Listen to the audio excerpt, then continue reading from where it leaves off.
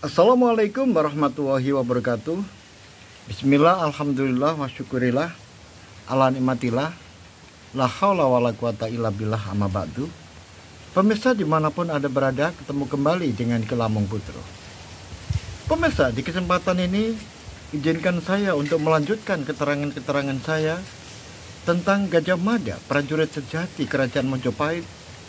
Gajah Mada setelah dilengsarkan jabatannya dari Mahapatih Kerajaan Mojopahit. Pemirsa dimanapun Anda berada, di kesempatan yang lalu diceritakan bahwa Patih Gajah Mada yang sudah punya padepokan Madakari Pura di Sapeh dekat Seleces dan Pamadan, dan termasuk di dalam wilayah Iwonggo, maka 3 tamu yang berasal dari Mojopahit yang tidak lain adalah Gajah Enggon, Gagak Bongol, dan Pradabasu sangat asik membicarakan nostalgia tentang kejadian-kejadian di masa lalu. Kemudian juga memberikan informasi-informasi penting di Kerajaan Mojopahit. Tapi semuanya itu adalah berkisah pada pribadi-pribadi, yaitu keluarga dari Pradabasu, keluarga dari Gajah Enggon, dan juga tentang pribadinya Gagak Bongol. Oleh sebab itu, setelah asik berbicara, tiba-tiba datanglah seorang wanita cantik dengan membawa suguhan, yaitu jagung rebus yang masih begitu muda jagungnya. Kemudian juga ketela rebus, yang mana ketela ini tanpa dikupas, hanya dipotong-potong saja, sehingga direbus masih dengan kulitnya. Akhirnya dipersilakan untuk menikmati jagung rebus dan ketela pohon rebus ini. Wow, Gagak Bongol menikmati suguhan jagung rebus yang masih muda. Akhirnya Gagak Bongol berkata, "Wah, enak banget jagung rebus yang masih muda ini. Manis rasanya. Sungguh perut lapar, kemudian makan jagung rebus yang masih muda ini. Wah, rasanya nikmat sekali." Pemirsa dimanapun Anda berada, tiba-tiba Pradabasu berselorok. Ada yang lebih enak lagi. Apa yang lebih enak? Lebih enak menikmati gadis muda dong. Akhirnya semuanya tertawa. Tapi Gajah Mada masih belum merasa apa yang dimaksudkan. Sebetulnya yang dimaksudkan, yang dituju itu adalah kepada Gajah Mada. Karena Pradabasu memperkirakan bahwa orang yang menyuguhkan jagung muda tadi itu adalah istrinya Gajah Mada. Wanita yang masih muda dan cantik. Kemudian apalagi terdengar suara tangis bayi dari dalam rumah. Memperkirakan Pradabasu bahwa Gajah Mada sudah mempunyai istri dan sudah mempunyai anak. Akhirnya Gajah Enggon memperjelas, "Wahai Kakang, Kakang sekarang sudah benar-benar berubah ini." "Berubah gimana?" "Kakang sudah punya istri cantik, masih muda lagi. Kemudian Kakang, aku tadi juga mendengar suara tangisan bayi yang ada di rumah situ. Aku bersyukur kalau Kakang sudah berubah. Kemudian sekarang punya istri dan punya anak. Sehingga kehebatan Kakang bisa diturunkan kepada anak-anak Kakang nantinya." Gajah Mada tertawa. "Kamu salah. Tadi yang menyuguhkan jagung rebus dan ketela rebus tadi itu bukan istriku. Itu adalah menantu dari Ki Buyut Pamadan dan anak dari Ki Buyut Seleces yang tinggal di sini bersama saya dan juga bersama suaminya, sudah punya anak satu. Alangkah terkejutnya Gajah Enggon, Pradabakti dan Gagak Bongol. Jadi Kakang belum punya istri, belum punya anak? Ya belum. Masa Kakang masih bersikukuh bahwa perempuan itu ngerepotin, anak itu juga ngerepotin? Kalau seorang pejabat kemudian disibukkan dengan keluarganya, kemudian terjerat oleh wanita cantik, alamat, lihat saja buktinya. Hayam Wuruk terpikat oleh gadis cantik. Sehingga bagaimana?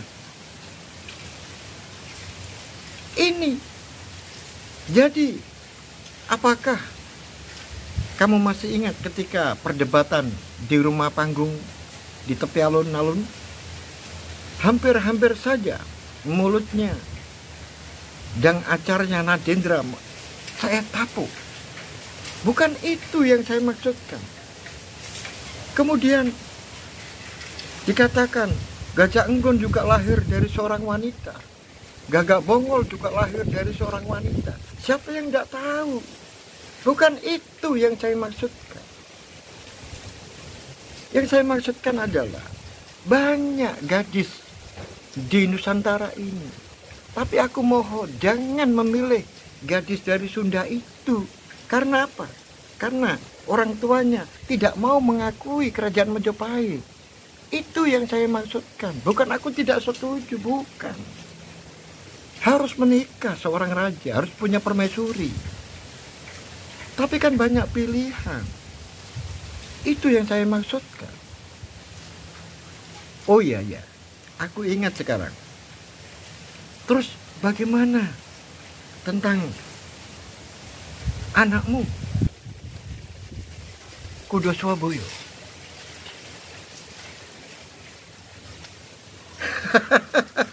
Kakang, ini pas Kakang. Dua orang ini pas. Duh, pas apanya? Adikku Gagak Bongol bilang apa? Kok pas-pas gimana maksudnya? Dua orang ini itu juga dipusingkan oleh anaknya. Duh, kok bisa? Kakang tahu kan? Kudo Swaboyo naik pangkat dengan drastis. Dari prajurit biasa tanpa melalui lurah prajurit, langsung senopati. Terus bagaimana? Itu kalau Kakang bagaimana? Suka kan? Duh, Kudo Swaboyo ini dan Gajah Sagoro itu harus dididik dengan baik. Kalau dididik dengan baik, didikannya benar, dia adalah putra-putra harapan Majapahit. Dia harus sejak umur muda ini harus dididik dengan kerja keras dan disiplin yang mantap. Makanya aku bangga. Kalau orang lain tidak bangga, kalau saya bangga. Karena Kudo Swaboyo adalah termasuk didikan saya. Gajah Sagoro juga didikan saya. Aku bangga dia mendapatkan pangkat yang melompat 2 kali pangkat. Bagi saya tidak masalah. Apalagi ketika membacakan kekancingan di hadapan saya. Tidak semua orang bisa. Tetapi Kudo Swaboyo dengan begitu tegas, lugas, jelas, tanpa ada keraguan-raguan, melaksanakan tugas itu dengan baik. Tidak ada yang tercela. Oleh sebab itu aku bangga dengan kenaikan pangkat 2 kali itu. Aku bangga. Kakang salah.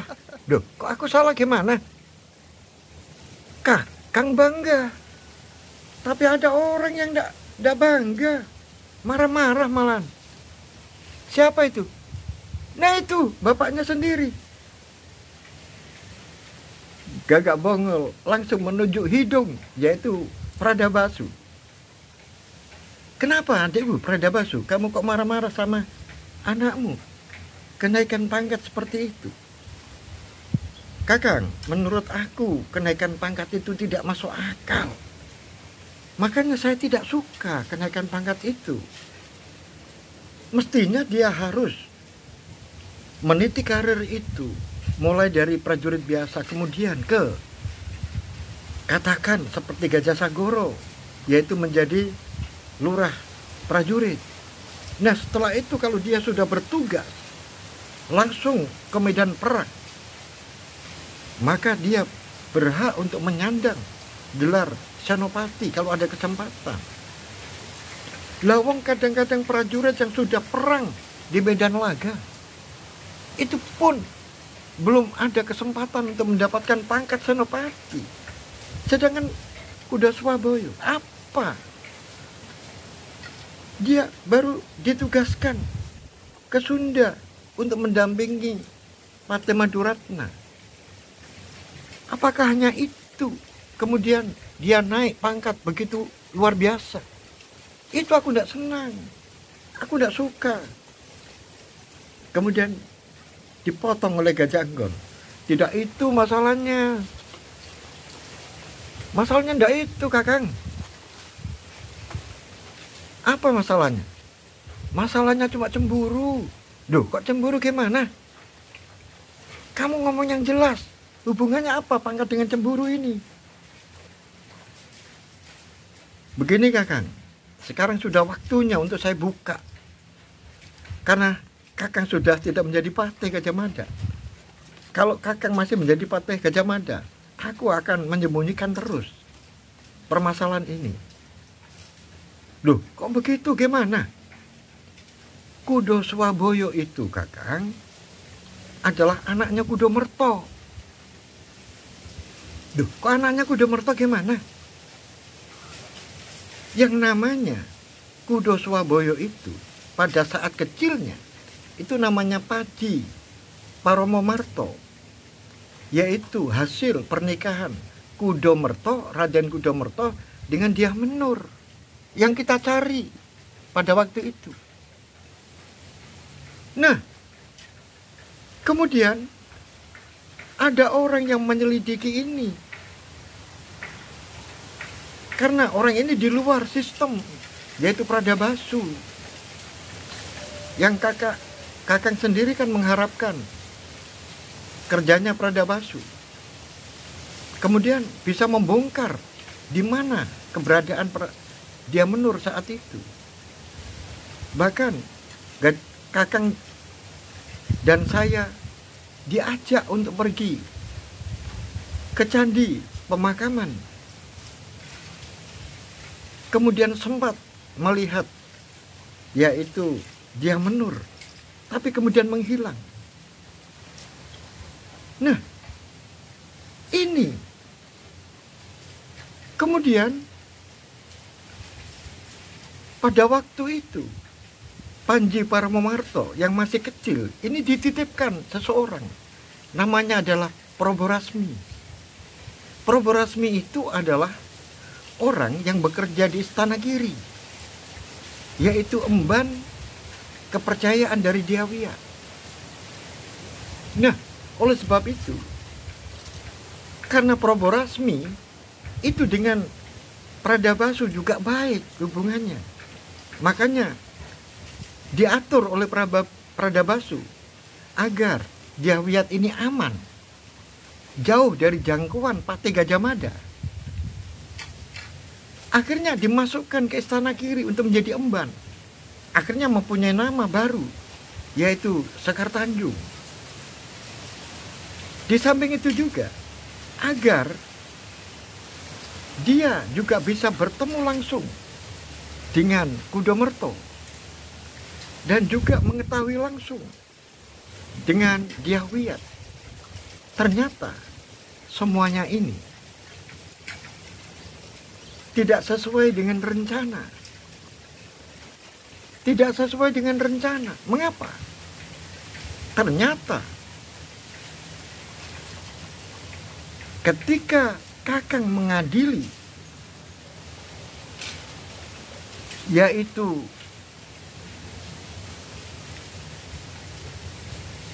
Rangsang Kumudo dan Panji Rukmamurti, yaitu istrinya Ratanca yang menyamar sebagai seorang pria, kemudian memimpin pemberontakan di Karangwatu. Nah, saat di balai keprajuritan itu, setelah semuanya Kakang perintahkan untuk dibawa ke penjara, kemudian orang-orang yang masih kumpul ini, supaya tidak terjadi kasak kusuk di masyarakat, akhirnya Ibu Suri Gayatri menanyakan secara langsung kepada Kudomerto, karena di situ ada yang namanya Dyah Wiyat yang menyamar, tapi dia sudah penyamarannya terbongkar. Tetapi juga datangnya Dyah Wiyat itu juga didampingi oleh Sekar Tanjung, yang tidak lain adalah Dyah Menur. Tapi Kudomerto tidak tahu. Kemudian saat itu ditanya oleh Ibu Suri Gayatri, "Wahai kamu, Kudomerto, aku tanya kepada kamu supaya disaksikan banyak orang di sini, supaya tidak menjadi kasak kusuk. Apakah kamu menikahi anak saya, Dyah Wiyat? Apakah kamu dalam posisi mempunyai istri?" Apa jawabnya? Jawabnya tegas, "Saya belum pernah menikah dengan wanita siapapun. Satu-satunya istri saya adalah Dyah Wiyat." Akhirnya ditutup oleh Ibu Suri Gayatri pada waktu itu. Dan masyarakat sudah jelas, karena tujuan Ibu Suri Gayatri adalah untuk memperdengarkan jawaban Kudomerto ini kepada yang hadir. Sehingga karena tidak ada istri lain kecuali Dyah Wiyat, maka sudah selesai. Tetapi di situ ada Dyah Menur yang mendengarkan langsung ucapan dari Kudomerto. Nah, akhirnya Dyah Menur merasa dikhianati. Oleh sebab itu, Dyah Menur langsung pergi. Karena apa? Saya ajak pergi. Kemudian Prajaka saya culik dari adikku Gagak Bongol. Kemudian saya pergi bersama dengan Dyah Menur. Aku membawa Prajaka, dia membawa bayi yang saat itu namanya adalah Panji Paromomarto. Kemudian saya ajak menjadi petani sampai sekarang, Kakak. Betapa terkejutnya yang namanya Gajah Mada. Luar biasa. Aku sampai tidak tahu. Kakang, kalau tahu, mungkin saya tidak bisa beristrikan Dyah Menur. Sudah kamu bunuh. Benar, memang target saya adalah membunuh Dyah Menur. Makanya itu, Kakang, saya bawa lari. Dan saya tidak mau masuk lagi di dalam sistem ketentaraan. Sebetulnya aku masih, ketika sudah selesai masalah saya dengan adik Gagak Bongol tentang Prajaka, maka aku ingin kembali sebetulnya. Tetapi setelah saya dengan Dyah Menur sudah mengikat janji untuk hidup bersama menjadi suami istri, maka aku sudah tidak berkeinginan untuk masuk ke prajurit lagi. Dan pernikahan saya ini akhirnya dikaruniai Pratiwi, Kakak. Saya punya anak perempuan dengan Dyah Menur. Dan akhir-akhir ini terbongkar jati diri dari anak saya, Kudo Swaboyo. Gara-garanya Probo Rasmi meninggal, kemudian menitipkan surat wasiat yang diberikan anaknya, yaitu Probo Siwi.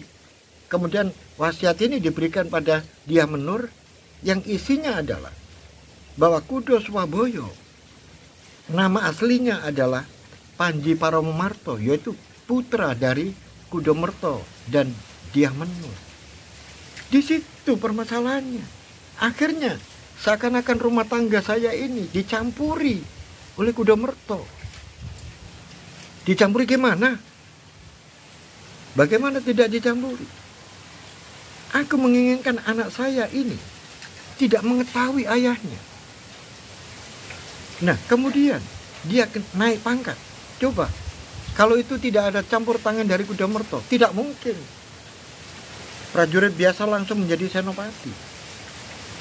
Ada lagi kakak, dia juga mencampuri, mencarikan jodoh anak saya yang dijodohkan dengan Probo Siwi. Kemudian akan ke rumah saya untuk meminta agar Kudo Swaboyo menikah dengan Probo Siwi. Ini sudah, menurut saya, sudah mencampuri urusan rumah tangga saya.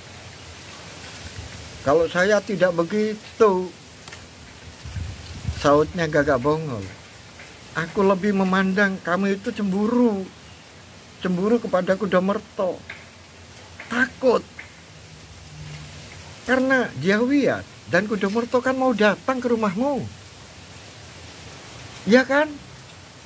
Nah, kamu merasa cemburu. Nanti jangan-jangan Dyah Menur ketemu dengan Kudo Merto, kemudian cintanya Dyah Menur dengan Kudo Merto tumbuh kembali. Kan begitu kan? Ayo ngomong begitu aja. Terus terang, memang benar, aku cemburu. Aku cemburu. Jangan begitu ah. Gajah Mada akhirnya bilang, jangan begitu. Masa kamu masih belum percaya dengan istrimu? Kan sudah punya anak. Dan lagi pula, apa berani Kudo Merto main-main? Dia itu, istrinya adalah Dyah Wiyat. Kalau dia berani main-main, taruhannya mati. Andai kata pada waktu itu Kudo Merto bilang, saya sudah punya istri, dia pasti sudah mati sejak dulu. Kenapa? Mempermalukan, yaitu anak dari Ibu Suri. Hukumannya adalah mati. Akhirnya Kudo Merto memilih belum mempunyai istri. Itu jawaban yang tepat. Nah, sekarang kamu jangan cemburu lagi. Itu salah. Dan pangkat yang diperoleh anakmu itu, anggap saja itu adalah anugerah, rezeki. Kemudian janganlah kamu bersikap cemburu dengan Kudo Merto. Tidak mungkin istrimu atau Kudo Merto sendiri berani, tidak mungkin. Nah, Gajah Anggun kemudian menambahi, Kakang, sekarang Kudo Swaboyo pergi. Duh, kok pergi gimana? Pergi ke Sumatera. Ikut adikmu, yaitu Nolo. Karena di sana terjadi pertempuran. Si Junjung sekarang didukung oleh orang-orang Tartar. Kemudian sekarang melawan Majapahit. Dia ingin membebaskan diri. Tidak mau terikat dengan Majapahit. Akhirnya Nolo bertindak tegas, mengirim pasukan ke sana.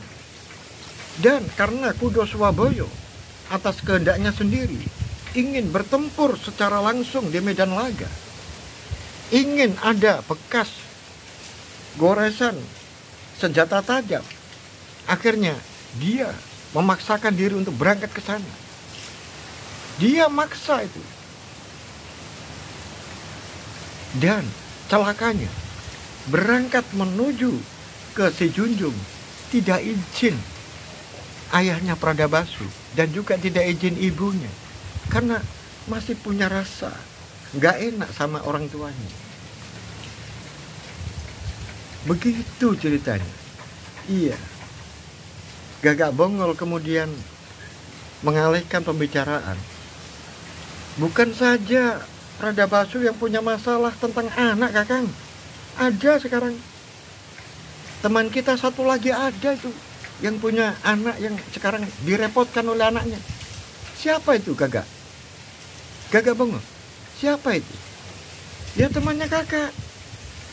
Nah, bagaimana anak yang digadang-gadang untuk mendapatkan seorang putri yang baik-baik, kalau bisa mendapatkan putri yang seorang bangsawan, malah sekarang dia terpikat oleh seorang pesinden. Akhirnya Gagak Bongol tertawa dan diikuti oleh Gajah Enggon. Gajah Enggon adalah yang dituju oleh Gagak Bongol. Kakang, yang dimaksudkan adik Gagak Bongol itu saya,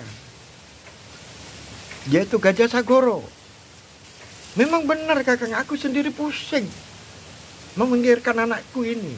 Setelah Kakang tinggal, ini juga perubahannya luar biasa. Seakan-akan dia juga frustasi.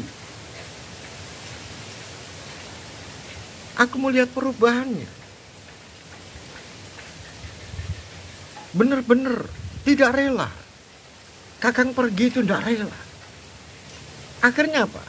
Pelampiasannya adalah kebetulan di Mojopahit ini sedang kedatangan rombongan seseorang, yaitu para seniman dari Madiun, yaitu sinden-sinden ini dan cantik-cantik. Nah, akhirnya anak saya ini terpikat oleh Dyah Ganitri. Dyah Ganitri itu pesinden yang suaranya memang bagus, Kakak. Narinya juga bagus. Nah ini. Nah, celakanya lagi, Kakak. Macan Liwung datang menemui saya bahwa pesinden-pesinden ini dicurigai oleh Macan Liwung merupakan kaki tangan dari Sunda untuk menyelidiki sebagai telik sandi orang-orang Sunda. Itu adalah Macan Liwung. Dan aku juga mengharapkan terus diselidiki. Memang seperti yang Kakang sampaikan, tidak boleh ada orang asing yang tidak diawasi. Akhirnya Macan Liwung juga begitu. Dia mencurigai bahwa rombongan grup penari-penari yang berasal dari Madiun itu diperkirakan adalah orang-orang yang diutus oleh Sunda. Nah, anak saya yang dekat dengan Dyah Ganitri akhirnya oleh Macan Liwung dilaporkan kepada saya. Tetapi Gajah Sagoro malah mengajukan kepada pimpinannya, yaitu Macan Liwung, agar dia diperintahkan untuk menjadi masuk ke dalamnya, yaitu untuk memata-matai mereka. Tapi saya, anak saya sudah terlanjur mencintai Ganitri. Ini yang bingung saya. Pemirsa dimanapun Anda berada, akhirnya Gagak Bongol dan Gajah Enggon ini akhirnya, Kakang, aku sekarang ingin mau berterus terang kepada Kakang. Tentang apa itu? Seandainya Kakang ini ditarik kembali untuk menduduki kedudukan Kakang yang dulu sebagai Mahapatih di Mojopahit, bagaimana? Kakang masih mau nggak? Sekarang tergantung Tergantung siapa yang memerintahkan. Ini kamu berbicara ini kan atas nama pribadi kan? Benar kakak. Jadi saya ini berbicara dari hati.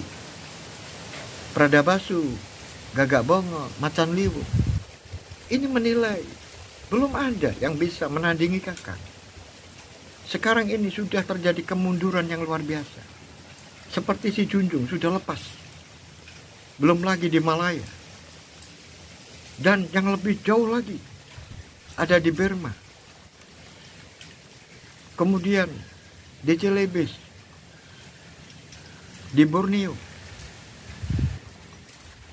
Bali mulai membangkang. Dompo yang sekarang angkatan lautnya yang begitu kuat, sekarang sudah mulai ogah-ogahan. Nah, ini kalau dibiarkan, tidak ada orang yang disegani, saya yakin Mojopahit akan terus terpuruk.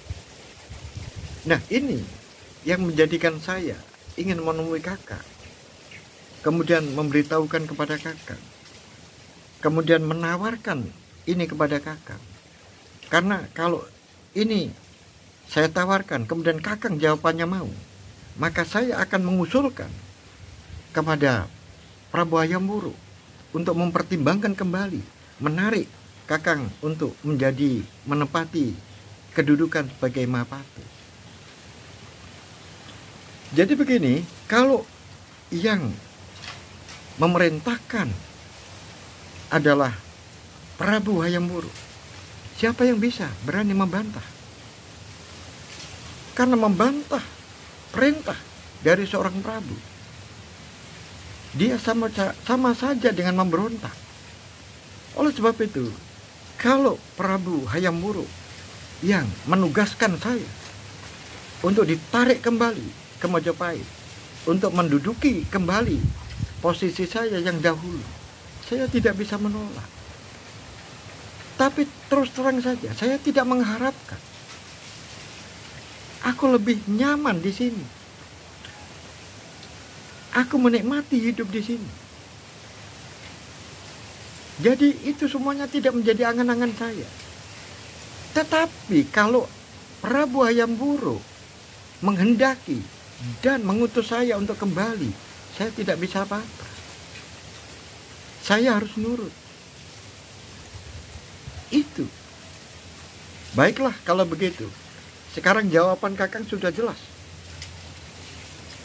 Jawaban kakang sudah jelas. Oleh sebab itu kakang, tunggu saja nanti. Prabu Hayam Wuruk akan datang ke sini untuk meminta kakang kembali ke Mojopahit. Pemirsa dimanapun Anda berada, bagaimanakah kelanjutan cerita ini? Benarkah yang dikatakan Gajah Anggon? Prabu Hayam Wuruk akan menjemput kembali Gajah Mada dan memposisikan kembali kedudukannya menjadi Mahapatih Gajah Mada di kerajaan Mojopahit. Sampai di sini, pemirsa, ikuti cerita saya awal hingga akhir. Sampai di sini akhirul kalam. Bila taufiq wal hidayah, waridha wal inayah. Assalamualaikum warahmatullahi wabarakatuh. Salam budaya warisan Nusantara.